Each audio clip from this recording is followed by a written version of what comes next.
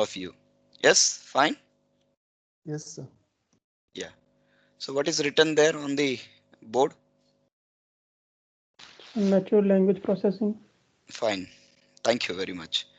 So what is this natural language processing? So any means of communication, okay, any means of communication which occurs naturally. Now, as I say you, like you and we, myself, okay, we all are communicating. So communicating through a language, may it be English, may it be a language which is spoken, or may it be a language which is signaled, like that. Okay. So basically, we mean that a natural language processing means a mode of speaking or a mode of communicating with the human language. Okay. If you see, like, how many languages are there available throughout the globe? Some statistics say that like there are more than 7,000 plus varieties of different languages that are spoken all over the world. So, and maybe you should understand that each language has its own grammar and then set of rules, how it needs to be like pronounced. Possibly there are many languages out of the 7,000 plus languages throughout the globe. There are many languages that do not also have a script, right? No written words are not available. Like the script is not available. Words are there, but there are you cannot write. So that's why you have to see that like there are languages without any script. Can someone help me out? Like in India, how many languages are there? One or two of you, you can try out. How many languages are there in India?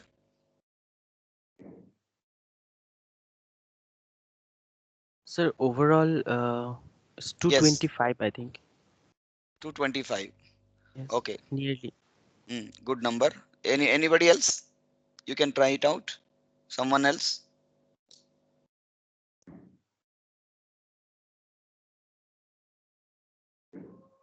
Yes, somebody else? You can try it Sir, out. What is there? After all, sir, this is not a sir, question for exam. sir, Yeah, unofficially 19,500. 19,000. Hmm. Okay, very big number. Okay. Hmm. So 400 plus. Yes. 400 plus. Okay, going good. Next, some more.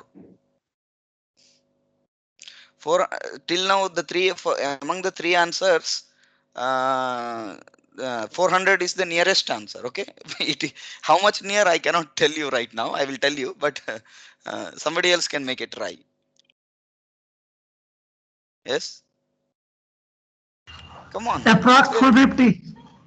250. So you are not 450. the huh? Sir, approx 450. 450. So you are more near than now. Huh? Yes, somebody else. Somebody else, please.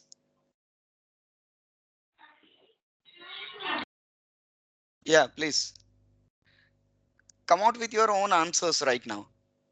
So this is because this is only a class, and so afterwards we can work it out. Please, I'll tell you. Just I wanted to make you interact. That's why. That is the main goal actually. It's not like I wanted to see like how many do not know. That is not the idea behind this. Okay. So please come out. I wanted to see how many are live in the class. Sir, 432, No, 432. no. Only 450 was near. Okay, I told her that near means it. Don't think that it is among the told answers. That is near. Okay, Sir, 460. you are near. Then 700. 700. You are more near. Sorry, class mein hu. Okay, I'll call you back. Yes, 700 was became the most near to the point. 7,000 1,000 became the most near one now. and 1,500. 1,500 became the most near one now. 2,500. 19,500. 1500 is the more near one. No, sir, 2500. Now 1500 is the more nearest one, I'm telling you. 1700, It became out of bound. Yes? 17, sir, 1700. 1700 became the more near one now. 22,500. Okay, let me tell you. It is around, roughly around, that is like officially which is received, like 1656 languages are available in India. Okay. So that's why 1700 became the nearest one. Okay. Minus 44 only, something around, right? Then, like, okay, another question that I'm going to ask you is, see, many of the language, you have to remember this, among this 1656, the languages, one language, like, we are not considering about the dialects. Please understand that the dialects are not considered. Okay, among the 1654 languages. See, what is a dialect, for example? So you know that a dialect means like a variant of a language, right? Uh, for example, if you take in Orissa, the Puri Katak Odia is something different, right? The Koraputia from the down from Koraput side, what they speak is a little bit different. Again, if you go near to the borders and all, definitely of any state, it is something different again. And if you come to Sambalpur region, the Odia is little bit different. The dialect is different.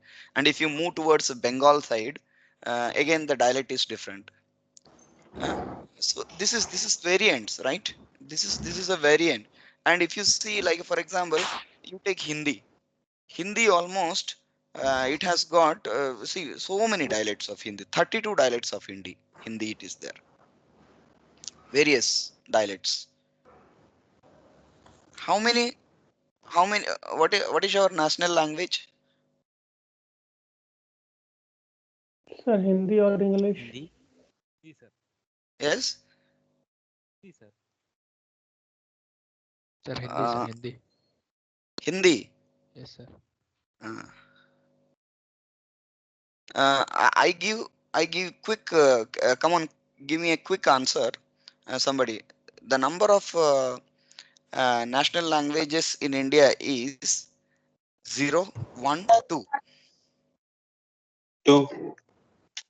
There's zero. 1, 2, 0, 0, Zero. 0. 0. Zero. Zero. So we don't have a national Zero. language. Zero sir, zero. Yes, yes. We do not have any national language. Rather, we have official languages, right? So Hindi is not a national language. Okay, it is one of the official languages. So how many official languages are there? Sir, 22. 22. 22. 22.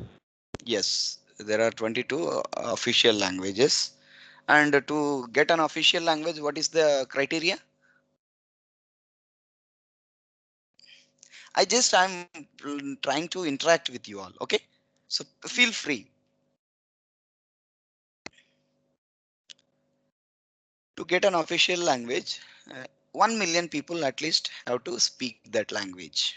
Okay, then it gets an official recognition, and provided it also need to have a script. Okay, so these are some criteria. Okay, anyway, so throughout this world we are having, you see here, some more than 7,000 plus languages. And also you see there are various dialects also.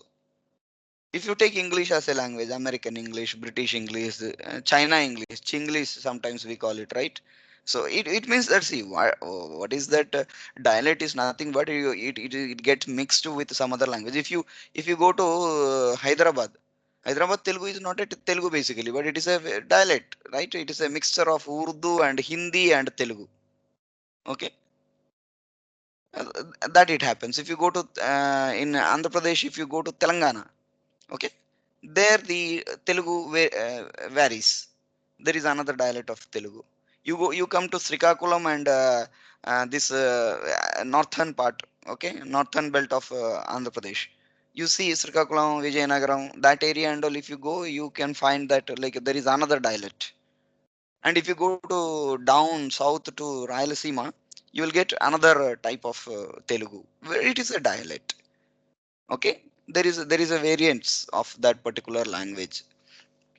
But uh, each language, as I said you, that it is guided by some rules and regulations, or like it is guided by its own grammar, right? So you remember that this one. So one thing being produced or told in one language, it may not be produced in the same sequence also. You need to understand that. Like for example, uh, how are you? Okay, how are you? We are telling in English. How are you? You, we are keeping it at the last. Okay, but in Hindi, sometimes maybe like when communicating, we ask that आप कैसे हो? Hmm? आप कैसे means you we are bringing in the beginning. See, that is the sequence also varies where, but ultimately it varies, but it gives a proper meaning. It means to say that it is guided by some sort of grammar. Okay. Now, this natural language is a part of AI, artificial intelligence, which deals with understanding of human languages or natural languages by a natural language by a program, right? uh, we need to understand nowadays you see that the applications are very many about these natural languages, right? There are so many applications of natural language. Earlier people thought that this natural language is going to be so deadly easy.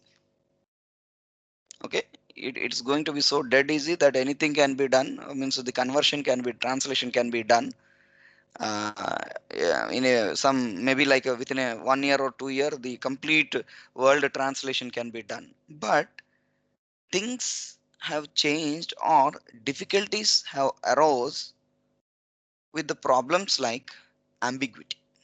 Ambiguity is the major issue in language. See, in artificial intelligence itself, the ambiguity is the major hurdle.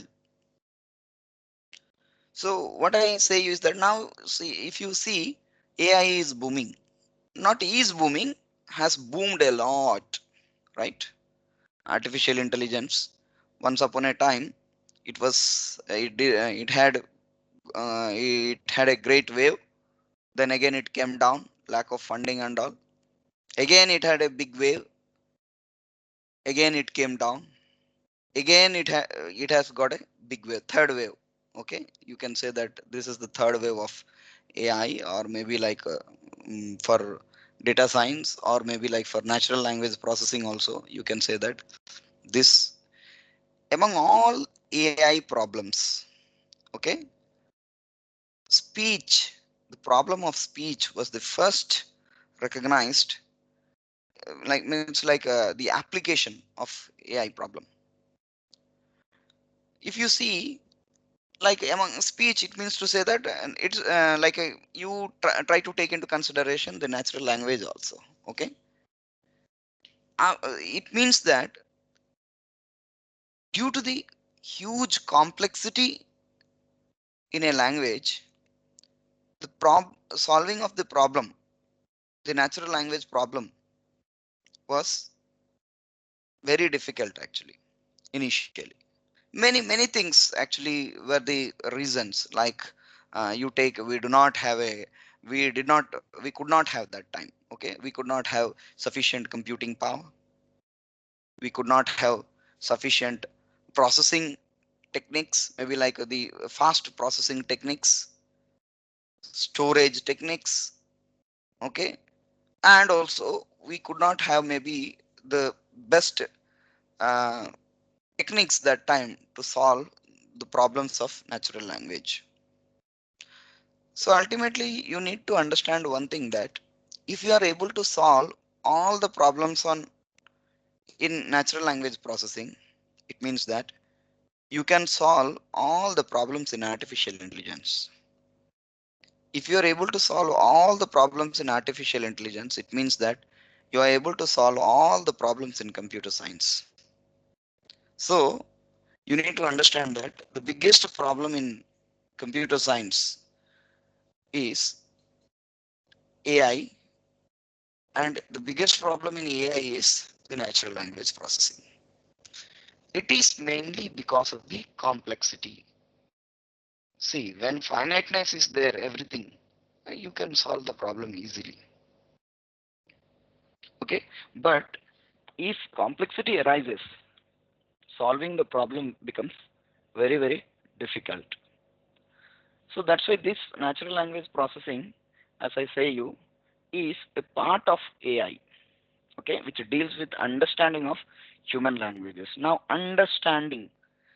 See, when I tell a word in English, you can easily translate or understand. You can perceive with your brain in some other languages or maybe to yourself. But when a complexity arises, I'll tell you a beautiful example. Like once I recently I had been to one of my relatives' house. I told that like okay, so the child, like a small child, told that yes, I'm very, I'm good, I'm good at class. Whatever, like I have done all my homework and all. Then suddenly I asked, so can I conduct a spelling test for you? Ah, yes, I can do it. I will do it. Then we had an exam. I gave an exam. So I told you that okay, maybe like some 5 bits I will tell you, 5 words I will tell you. You have to write the spelling for that one. And the first one that I asked was I. Write the spelling of I. And then I asked maybe like ice. Hmm? Then C. So you can just understand. Maybe like you may be understanding now. So when the child wrote for I simply the letter I told that no, this is wrong. EYE was what I intended. Then again, I told that for C, it is not SEE, it is SEA, what I was intending. ICE, EYES, okay, it is not that one, ICE was that intended. So this is, so whatever the child has written, I put cross mark. So this is because how you can just even understand that duality, because the words, the pronouncing is same, but spelling matters there, right? Spelling matters there. So we'll have some examples of such type of words also, like homophones. We call this one as homophones. Okay, so these words like this, it is how you understand or what is that you are intending. Maybe like it has, of course, natural language has got different steps, and at different levels you understand. You get different meanings. Okay, and if you are able to give a complete meaning, it means that at all level, when you cross all the levels, you will get the complete meaning. Till then, whatever what you have guessed is not right. We'll have some examples here, okay, in this class. Um, so it is a part of AI that deals with understanding of human languages. Okay, now why there is a demand for NLP? There is a huge demand for NLP, right? You can see that the chatbots for messaging apps like a messenger chatbot allows organizations to engage personally with consumers or the customers. Over 64% of customers believe that companies need to be contactable on chat applications, and incorporating chatbot with effective NLP is crucial. There is a prediction by Gartner, okay, which states that 85% of the customer enterprise relationship will happen without much human interaction by the year 2020. So almost yes, it has really come into existence. Now you just go with any customer services. You just open, for example, any customer services portal, maybe SBI or maybe like LIC or railways or whatever maybe. You just open the portal, okay, customer service portal. You can just find out that there will be a chatbot always available for you. So you can chat with the chatbot. It's, you feel that somebody from that side is chatting with you, but it's not that. It's the machine. Okay, it's not the human that is chatting with you. The machine chats with you, find out your intentions, then at last it transfers for some other additional queries to the customer care. So there is a huge demand for NLP, not only for this chatbots, question answering system, or maybe like for other things also there are huge demand. Okay. Now another thing is like another application. Let me tell you, text extraction. It is said that the world puts out as much as 2.5 exabytes of data every day,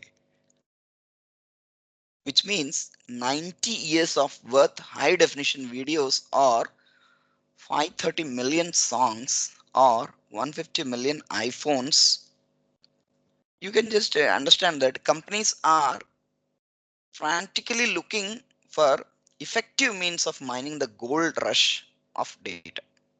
And you need to understand that NLP is one of the most used ways to extract that gold.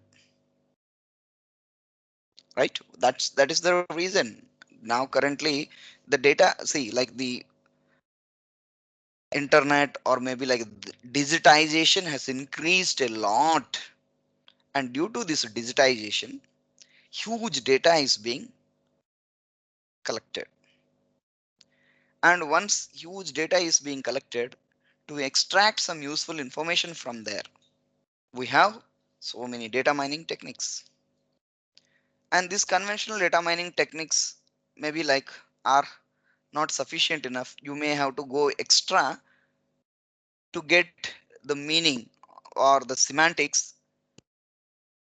um, Possibly you may use some deep learning architectures or whatever may be, and you need to find the semantically relationship between different uh, words or text or whatever may be. Okay, so for that one we use this NLP techniques along with the deep learning or machine learning architectures. Now if you see here, we are having huge number of data text, right? This is the text. You see that like here it is given like a text. It is Brazil ranks number 5 in the list of countries by population. You see that this is the data in.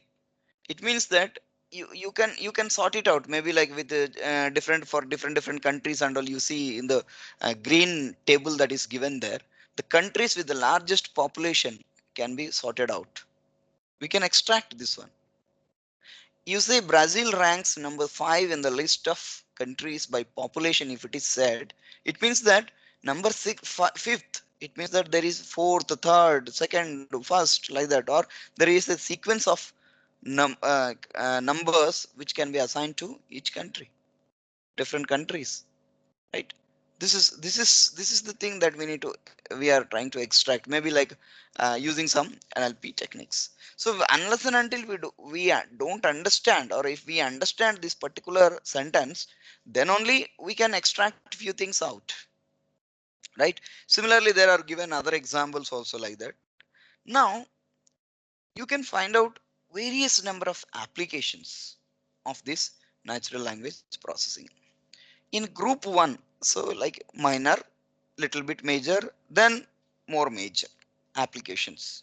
You see here, first one is that like cleanup or tokenization problems. Okay, that's also a small application. Stemming, lemmatization, parts of speech tagging, query expansion, parsing, topic segmentation and recognition, morphological segmentation. All this we will study. Maybe like a few of the things we'll be studying. All this initial group 1 we will be studying to a greater extent. Okay, all this.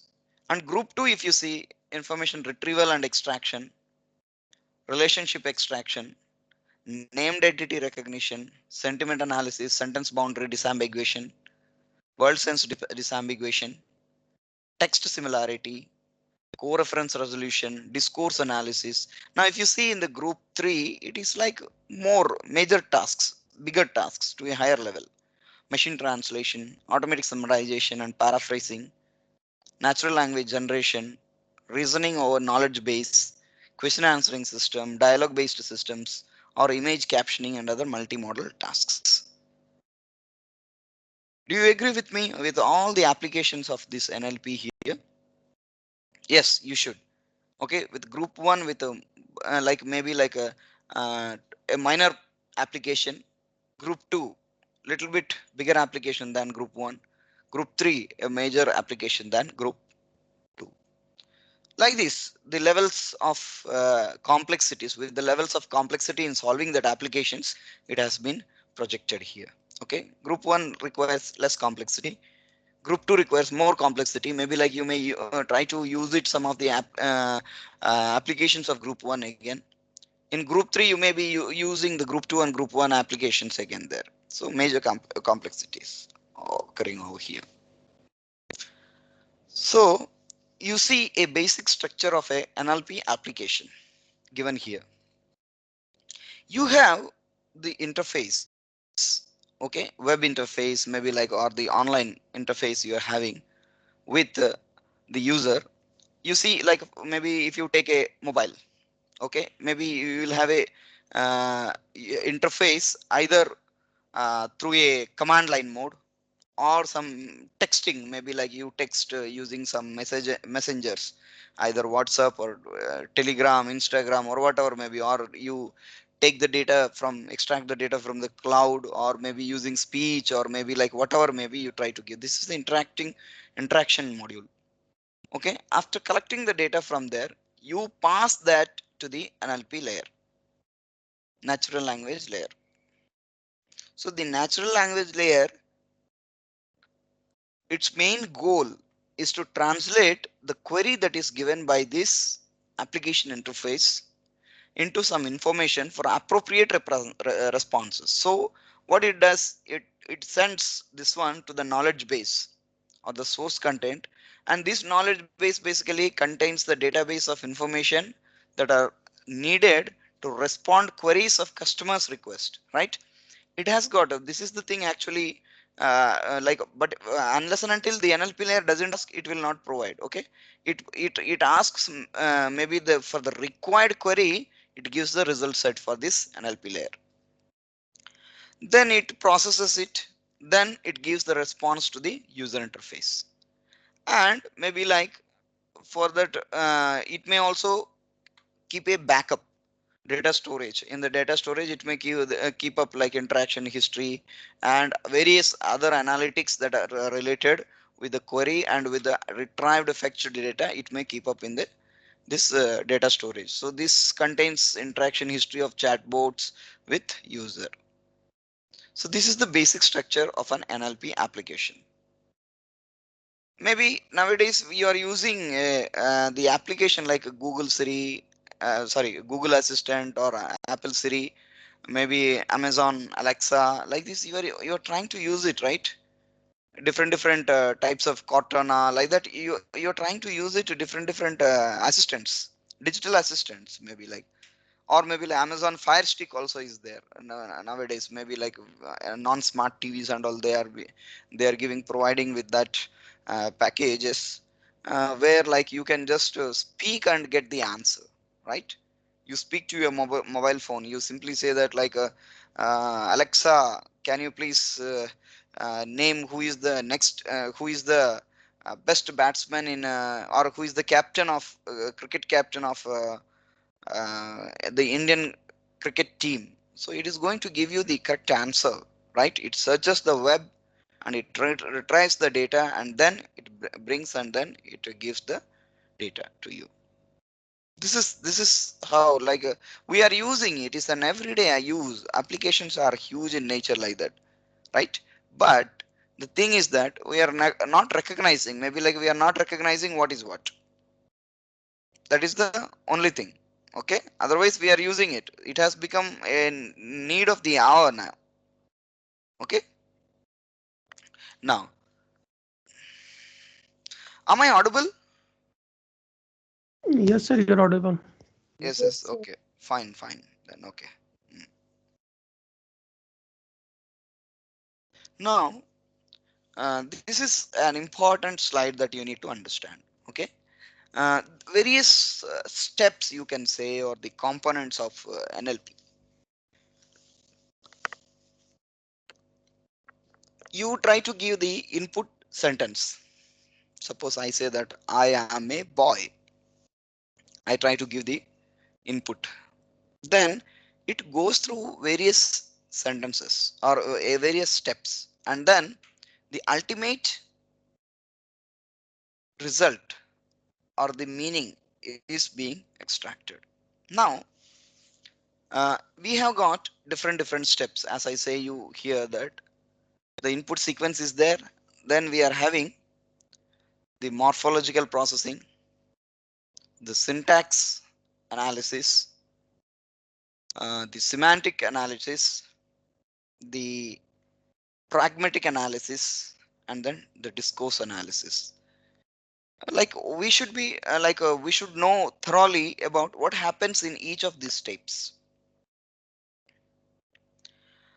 Morphology is basically existence of a word in different form.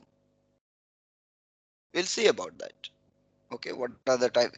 Inflectional morphology, okay, derivational morphology, like that. We are having some 4 types of morphologies. We'll see that.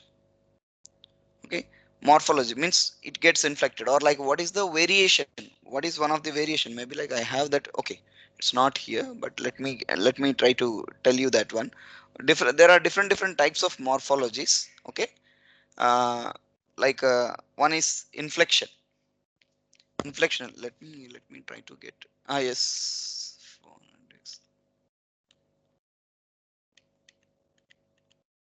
yes, it is here. So we are having inflectional morphology is there. Yes, derivational morphology, compounding and criticization we are having. Okay, I'll tell you about that. No issue. Uh, so we'll deal about this morphology in a in further steps like that. We are having, as I said you, that it is morphology is nothing but simply availability of that word in different form, or my I say like a good, better, best, all these are different inflections only. Okay, different inflections only. Like for example, I say you are, you are, you. Suppose time what we get, you, you, are. For that one, you apostrophe re. Criticization. We call this one as a criticization. Or I am, I and space am. We try to give it right, but sometimes we can also give it, write it, or we can give it that I apostrophe am, right, this way. Compounding means combining of 2 different words actually. Okay, derivational morphology is like deriving, okay, from one word to another word. Now you see that computerization, the word computerization, you see, okay, computerization, it means like from the word computer, this word has been derived, computerization. So this is what is. So existence of a word in different form, more than one form. Okay, this is morphological processing. So you have to process that, you may get these words, the input sentence which is given. It may be in, the words. You have to bring it to the basically a root word. Okay, bring that one to the root word. That is what is you're trying to do with the morphological processing. Then next one is syntax analysis. Sometimes there is like before this one we are having lexical analysis. Okay, we can have a lexical analysis, but sometimes like a syntax analysis and lexical analysis, or lexical and syntax are combined together. If syntax analysis is lexical analysis is given in between the morphological processing and syntax analysis, then we use this lexicon works with the lexical analysis, and this grammar basically works with the syntax analysis, right? This is the difference. Okay, please remember this one. Like we are having a lexical analysis. Lexical analysis is a tokenizing, okay, and finding out like the variants of that word, and like what are the words affiliated with that particular word, like that. Syntax analysis basically checking the grammar of that particular sentence. Okay, checking the grammar of that particular sentence. So you have the grammar rules for that particular language. So that's why you try to find out the syntax of that language, right? That is syntax analysis. Then the semantic analysis is trying to extract the meaning of this particular syntax. Okay, the result of the syntax analysis is given as given to the semantic analysis, and this semantic analysis basically takes the processed sequence of words from the syntax analysis, and it tries to take the semantic rules, semantic meaning. Suppose I say like he is the Sachin of my class. He is the Sachin of my class. Now what does it mean? What is the meaning of Sachin?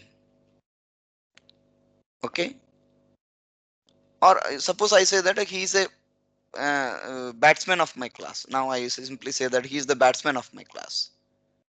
Okay. Then in that case, you have to understand that like few things, the meaning need to be extracted from there. This using some semantic rules.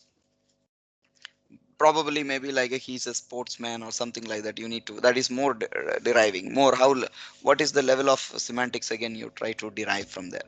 Then you try to use it. The next one is like the pragmatic analysis. Pragmatic analysis means analysis or trying to get the meaning at that current juncture, current situation. Okay, current situation. See, now suppose I say that let's give an example. Okay, fine, this you can give it that like he's the Sachin of my class in semantic analysis. Then in pragmatic analysis, for example, let me give you an example. For that current situation only, it should you know that there are so many jokes and all uh, for that situational based jokes. You cannot give that joke somewhere, like if you tell a joke here, the same joke you go and repeat somewhere else and the situation is different, it won't work. The contextual meaning information should match there, otherwise that will not be a joke. Now let me assume that there is a person X.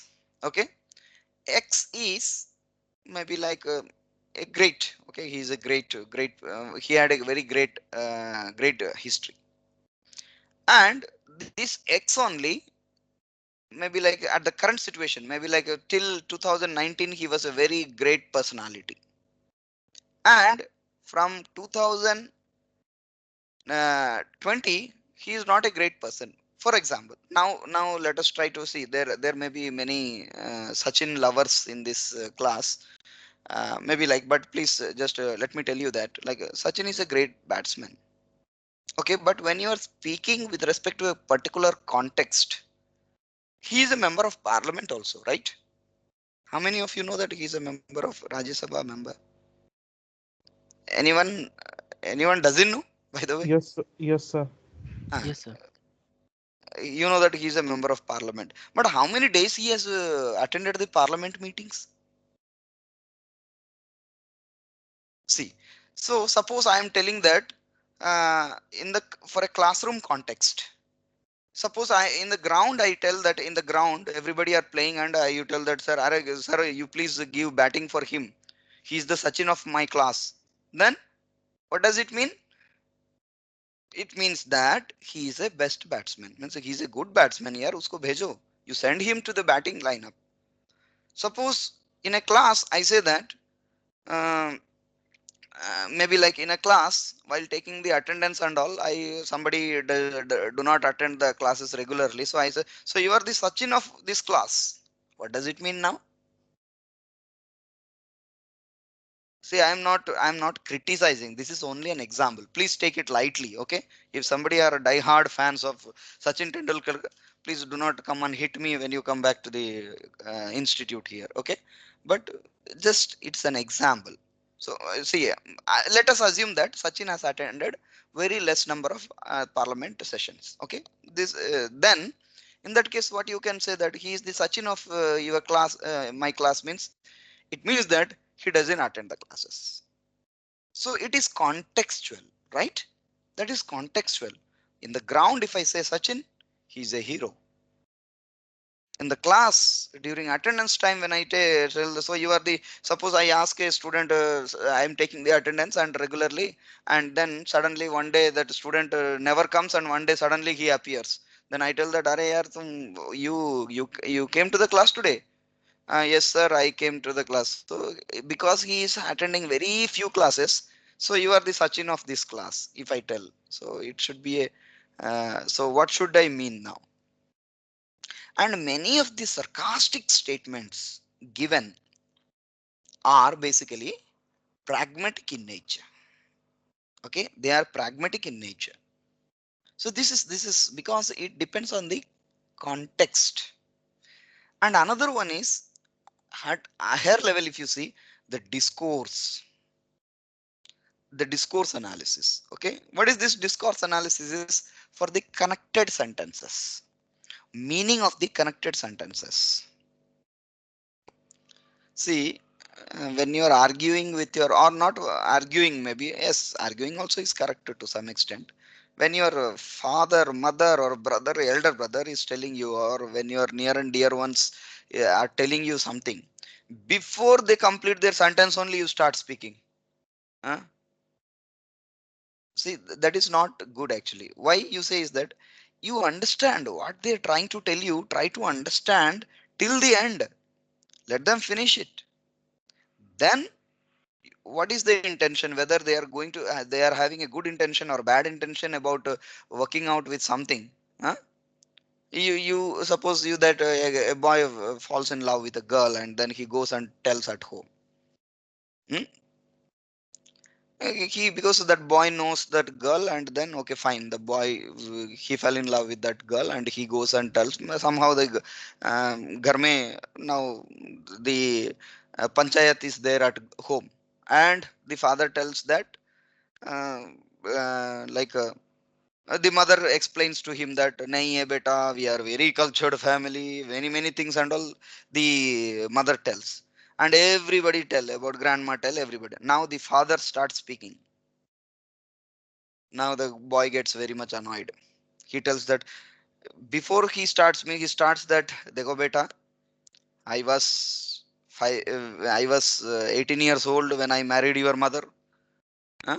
Then I started hard working like that. He starts giving a from the big basis somewhere. Okay, explaining. मेरे को ये सब पता नहीं. I don't want to listen all these things. I want to marry that girl. So you first listen. Okay, you first listen. Maybe like the father may be intending to tell you that yes, the girl's father and myself were very good friends. The father promised that her father promised earlier that he will get married to you only, but later he told that no, मैं नहीं करूंगा. So he wanted to explain you, and maybe like the father was in a positive lineup with this boy, but this boy is before listening finding out the clear intention of the father, he starts shouting that no, आप लोग कुछ मत बोलिए, you do not tell anything to me. Huh? You don't tell anything to me. I'm going to marry that girl. If you do not throw me out of the house also, I'm earning now, I will go and marry that girl. So it means that this is a discourse. Means connected sentences. You try to figure it out with the connected sentences. We'll have an example. Some other example also is there for you in our subsequent classes. I will tell you that example also. So please remember that. It means that the connection for the discourse analysis, you need to have the connection information also. Okay. Now, the steps, if you see it from the initially, input sentences, you give it, morphological processing we are having. Then, as I said you that either there may be a lexical analysis and syntax analysis differently or combined together and made it here as a syntax analysis.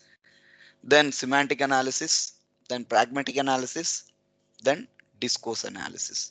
Sometimes there may be also phonetics and phonology. If the input sentences is in vocal, then there may be phonetics and phonology. Means phonetics, it means that like how you pronounce, like the problem of the homophones, near homophones and all also may come into existence, right?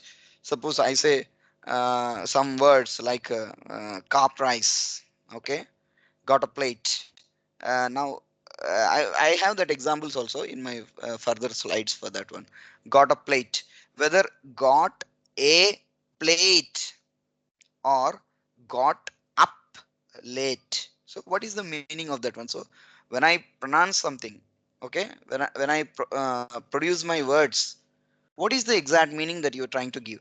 Like the same thing that I told you an example, an analogy of conducting a test to my a small kid, a relative of my relative, maybe like words, okay, ice, EYES or ICE is the ice, okay, great, GRATE or GREAT, okay. So like this, okay, that is the only thing. So up to here, I'm winding up for this class. Maybe like we will have deal with ambiguity and all from tomorrow. Let me try to take the attendance for all of you right now.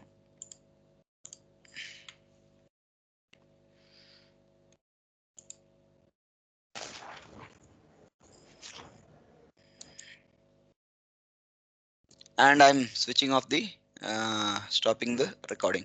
Now you can please ask